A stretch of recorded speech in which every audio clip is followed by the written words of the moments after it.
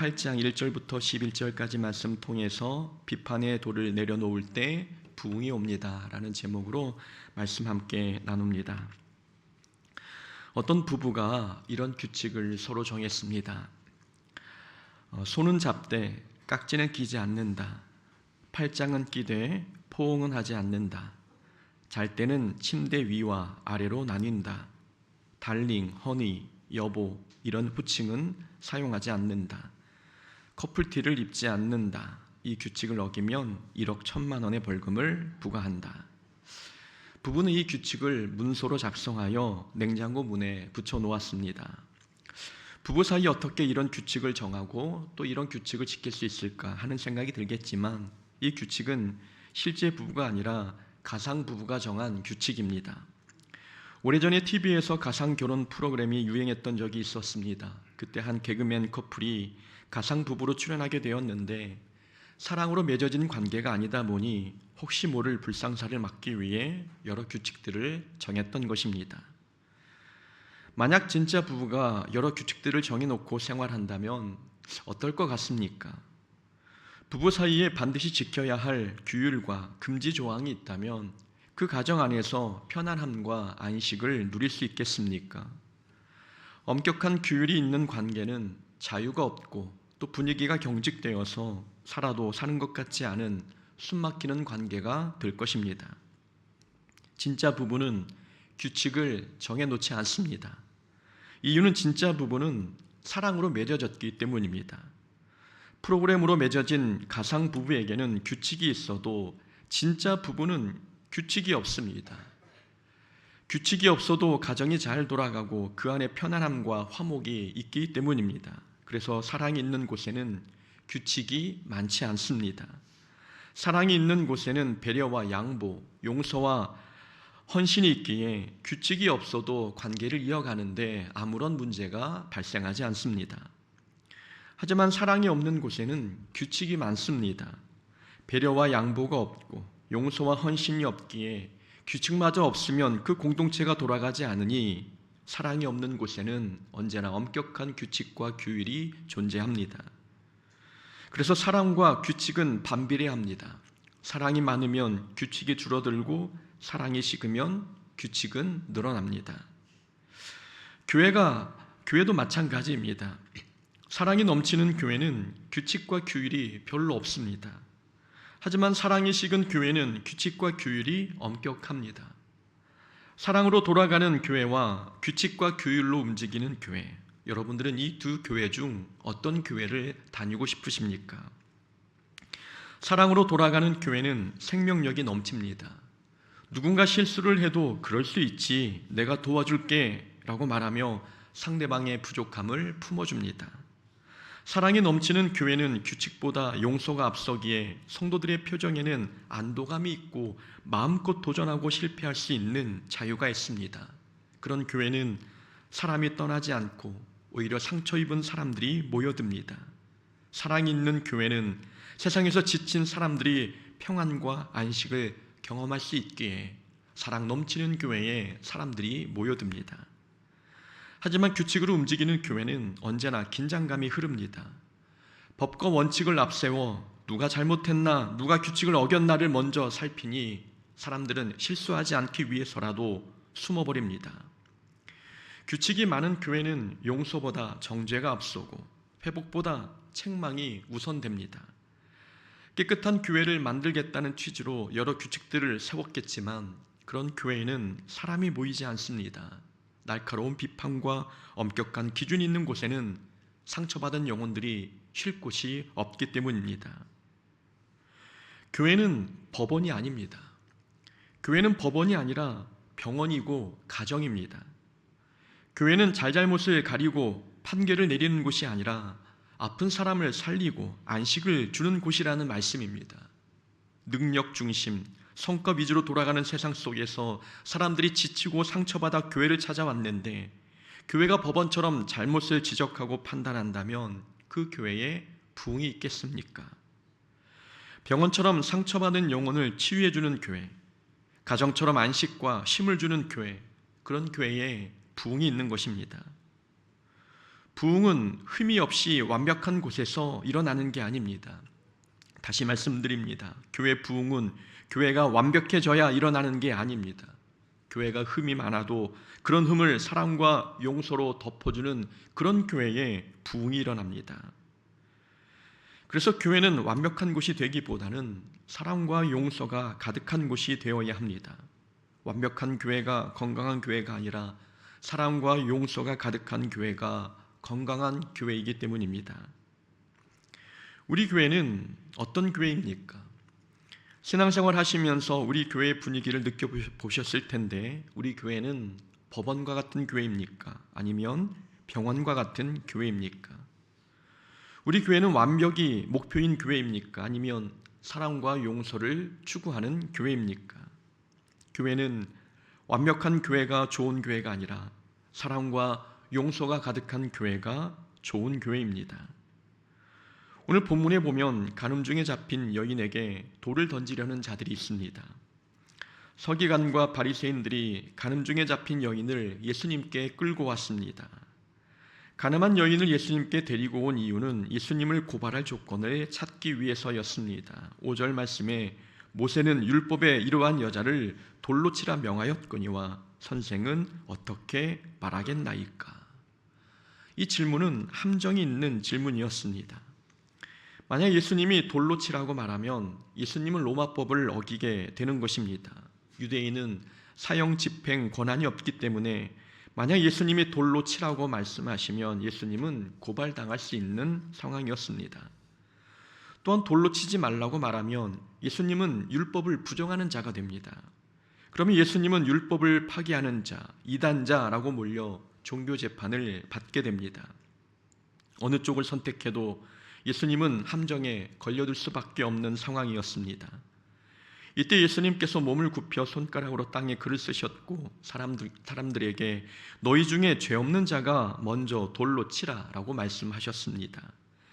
그리고 다시 몸을 굽혀 손가락으로 땅에 무엇인가를 쓰셨습니다. 그래서 사람들이 양심의 가책을 느껴 어른으로 시작하여 젊은이까지 모두 돌아가 버렸습니다. 예수님께서 땅에 쓰신 내용이 무엇인지는 성경에 나와 있지 않습니다. 어떤 신학자는 예수님께서 모여든 사람들의 죄명을 땅에 쓰셨다라고 말하고, 어떤 신학자는 양심의 가책을 느낄 만한 성경 말씀을 땅에 쓰셨다라고 해석합니다. 하지만 오늘 본문의 핵심은 땅에 쓴 그 내용이 무엇인가를 밝히는 게 아닙니다. 중요한 것은 사람들은 여인에게 돌을 던지려 했지만 예수님은 이 여인을 용서하셨다는 사실입니다. 예수님의 용서로 여인은 죄에서 벗어나 새로운 삶을 살게 되었습니다. 여인을 변화시킨 힘은 용서에 있었습니다. 비판의 돌을 던진다고 해서 여인이 회복되는 게 아니었습니다. 예수님께서 긍휼을 베푸시고 용서하셨을 때 여인은 죄에서 벗어나 새 삶을 얻게 되었습니다. 변화와 부흥은 비판이 아니라 사랑과 용서를 통해 일어난다는 것을 보여준 장면입니다. 당시 사람들이 들고 있던 돌은 사형 집행 도구였습니다. 돌이 사형 집행 도구였다면 돌을 던지려 했던 것은 상대방을 변화시키기 위한 목적이 아니라 죽이려는 목적이었습니다. 그건 누군가를 비판한다는 것은 변화가 목적이 아니라 심판이 목적입니다. 자기 생각에는 문제를 바로잡고 정의를 세우기 위해 비판의 돌을 던진다고 생각하겠지만 사실 속을 들여다보면 심판과 벌을 위해 돌을 던지는 것입니다. 예수님께서는 우리에게 누군가를 심판할 수 있는 권한, 누군가를 비판할 수 있는 권한을 주지 않으셨습니다. 만약 우리가 문제를 바로잡고 또 누군가를 회복시키고자 한다면 사랑해야 합니다. 용서해야 한다는 말씀입니다. 늘 말씀드리지만 기독교에서 말하는 정의는 비판이 아니라 사랑입니다. 사랑이 정의입니다. 정죄와 비판으로는 정의 회복과 영혼의 변화를 끌어내지 못합니다. 변화, 회복, 부흥 이런 것은 비판의 돌을 내려놓고 사랑과 용서를 선택할 때 일어납니다. 우리 손에는 무엇이 들려 있습니까? 우리 손에 비판의 돌이 들려 있습니까? 아니면 사랑과 용서가 들려 있습니까? 만약 우리가 누군가의 잘못을 소문내고 있다면 우리는 그 사람에게 돌을 던지고 있는 것입니다. 우리가 정의라는 이름으로 누군가를 험담하고 있다면 그것도 돌을 던지고 있는 행위입니다. 우리가 댓글이나 SNS를 통해 누군가를 비난하는 글을 남기고 있다면 그것도 정말 날카로운 돌을 던지고 있는 것입니다. 또한 우리가 직접 비난하지는 않아도 비판하는 자리에서 침묵으로 동의하고 있다면 그것도 돌을 던지는 행위입니다. 우리가 변화와 회복을 원하고 있다면, 그리고 우리가 부흥을 꿈꾸고 있다면 우리는 비판의 돌을 내려놓고 사랑해야 하는 것입니다. 그렇다면 우리가 비판의 돌을 내려놓고 사랑하기 위해서는 어떻게 해야 할까요? 오늘 본문을 통해 두 가지를 살펴보고자 합니다. 우리가 비판의 돌을 내려놓으려면 하나님의 말씀을 머리로만 아는 사람이 아니라 삶으로 실천하는 사람이 되어야 합니다. 본문 속 바리새인과 서기관은 율법을 잘 알고 있는 사람들이었습니다. 모세의 율법에 이러한 여자를 돌로 치라 명하였거니와 선생은 어떻게 말하겠나이까? 이렇게 말한 것을 보니 바리새인과 서기관은 율법에 관해서는 박사들이었습니다. 그런데 아이러니하게도 율법은 잘 알고 있으면서도 손에는 사랑이 아니라 돌이 들려 있었다는 점입니다. 이상하지 않습니까? 말씀을 많이 알면 사랑이 넘쳐나야 하는데 사랑보다 비판을 더 잘하고 있는 모습입니다. 말씀을 머리로만 알고 있기 때문입니다. 말씀을 머리로만 알고 삶으로 실천하지 않으니 말씀이 사랑의 도구가 아니라 비판의 무기가 되고 있는 것입니다. 그래서 말씀을 머리로만 아는 사람은 말씀을 들으면 들을수록 그 사람은 더 엄격해집니다. 이건 틀렸어. 저건 말씀이 어긋나. 저 사람은 말씀의 기준에 미치지 못해. 이렇게 남의 말실수, 연약함, 남의 실패를 말씀의 기준으로 재단해 버립니다. 하나님의 말씀은 엄격한 규율이 아닙니다. 하나님의 말씀의 정신은 사랑입니다. 그런데 말씀을 머리에만 저장하고 있으니 하나님의 말씀은 엄격한 규칙이 되어서 사람들을 비판하는 흉기가 되고 있습니다. 하지만 말씀을 실천하는 사람은 말씀을 들으면 들을수록 더욱더 겸손해집니다. 이 말씀이 나를 향한 말씀이구나. 말씀을 들어보니 내 손에 들린 돌을 내려놓아야 하는구나. 저 사람의 문제가 아니라 내가 문제였구나. 이렇게 말씀을 자기 삶에 적용하는 사람은 말씀을 들을수록 겸손해집니다. 이런 사람에게 하나님의 말씀은 사랑을 실천하는 자양분이 됩니다. 선한 사마리아인의 비유를 한번 생각해 보십시오. 제사장과 레위인은 누구보다 율법을 잘 아는 사람들이었습니다. 그러나 강도 만난 사람을 보고도 돕지 않고 그냥 지나쳐 버렸습니다. 혹시 강도 만난 자가 죽었다면 이 죽은 자를 만지는 것은 율법에 의하면 부정해지는 일이었기 때문에 불쌍한 이웃을 보고도 그냥 지나쳐 버린 것입니다. 율법을 몰랐다면 이렇게 매정하지 않았을 것입니다. 그러나 율법을 아는 지식이 오히려 제사장과 레위인을 더 엄격하고 매정한 사람으로 만들었습니다. 하지만 사마리아인은 강도 만난 자를 도와주었습니다. 율법의 전문가는 아니었지만, 하나님의 말씀을 잘 아는 것은 아니었지만 위기에 처한 사람에게 사랑을 실천했습니다. 사랑을 베푼 사마리아인이 진정한 말씀의 사람이지 않습니까? 우리는 하나님의 말씀을 어떤 용도로 사용하고 있습니까? 다른 사람을 판단하는 흉기가 되고 있습니까? 아니면 사랑을 베푸는 양분이 되고 있습니까? 하나님의 말씀이 사랑을 실천하는 도구가 되지 못하고 다른 사람을 판단하는 규율과 흉기가 되고 있다면 우리는 성경 속 바리새인과 다르지 않은 자들입니다. 변화는 손에 든 돌을 내려놓을 때 일어납니다. 공동체의 부흥은 말씀을 흉기가 아니라 사랑의 도구로 사용할 때 나타납니다. 하나님의 말씀은 비판의 근거가 아니라 사랑의 도구입니다. 말씀을 머리로만 알지 말고 삶으로 실천하여 말씀을 아는 지식의 크기만큼 사랑의 크기도 자라가는 우리의 모습이 되어야 될 줄로 믿습니다. 두 번째로 비판의 돌을 내려놓으려면 다른 사람의 눈의 티가 아니라 자기 눈의 들보를 바라봐야 합니다. 서기관과 바리새인들은 가늠중에 잡힌 여인을 무리 가운데 세워놓고 돌을 던지려 했습니다. 그들의 눈에는 여인의 죄만 보였습니다. 그런데 이상하게도 이 사건에는 한 사람이 빠져 있었습니다. 여인을 가늠중에 잡아왔다면 거기에는 남자도 있어야 하지 않습니까? 간음은 혼자 있는 죄가 아닌데 남자는 없고 여인만 끌려왔습니다. 남자가 없다는 것은 이 간음 사건은 예수님을 고발하기 위해 함정을 판 사건임을 알 수 있습니다.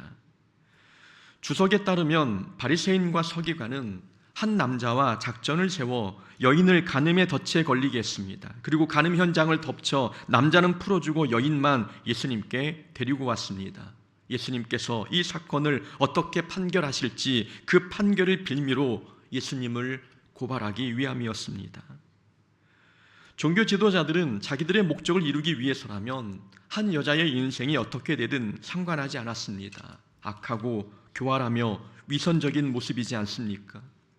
그런데도 이 종교 지도자들은 자기들의 눈에 들보는 보지 못하고 다른 사람 눈에 티만 보았습니다.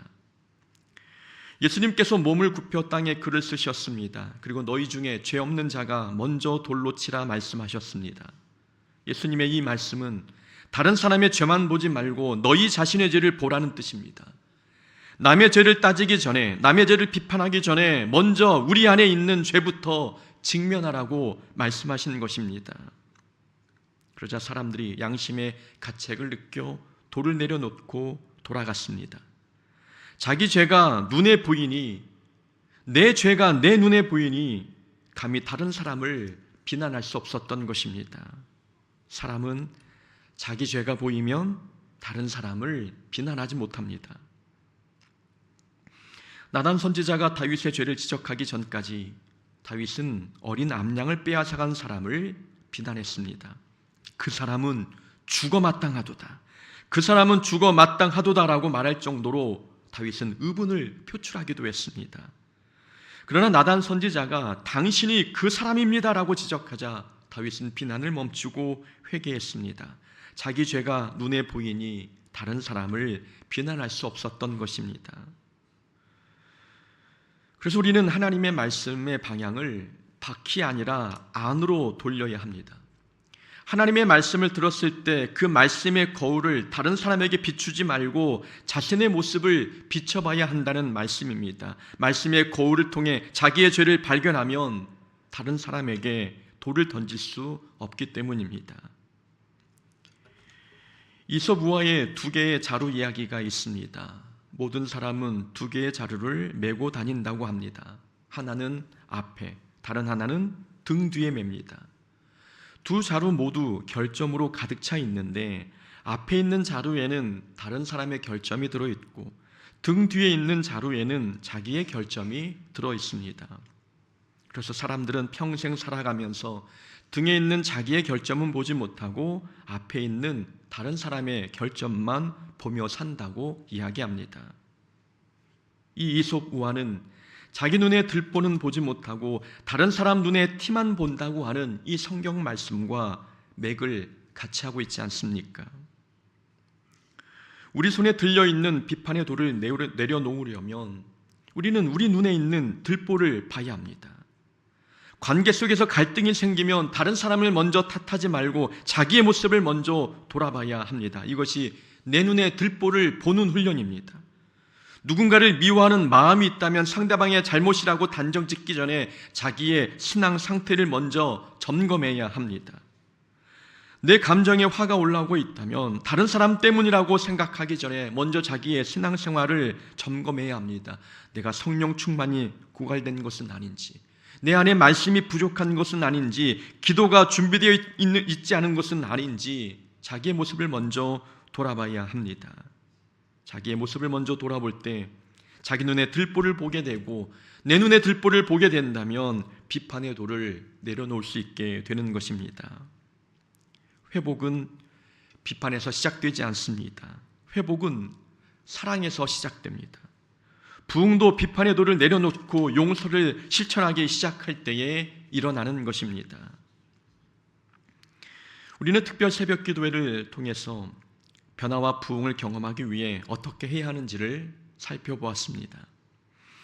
첫날에는 변화를 경험하려면 순종의 변화가 있어야 한다는 말씀을 들었고, 둘째 날에는 믿음이 성장하려면 우리의 습관이 신앙적으로 바뀌어야 한다는 말씀을 들었습니다. 또한 믿음의 생각을 가져야 삶이 바뀌고 영적 소화력이 좋아야 큰 믿음을 소유할 수 있다는 말씀도 들었습니다. 그리고 오늘 비판의 돌을 내려놓고 사랑을 실천할 때 부흥이 시작된다는 말씀도 들었습니다.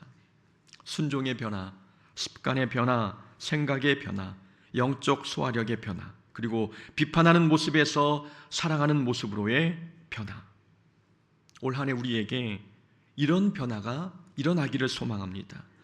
우리 안에 이런 작은 변화가 일어날 때에 하나님께서 우리 개인의 부흥과 공동체의 부흥을 허락하실 것입니다. 작은 변화를 통해 큰 은혜의 비를 경험하는 올 한 해가 되기를 주의 이름으로 축원합니다. 아멘.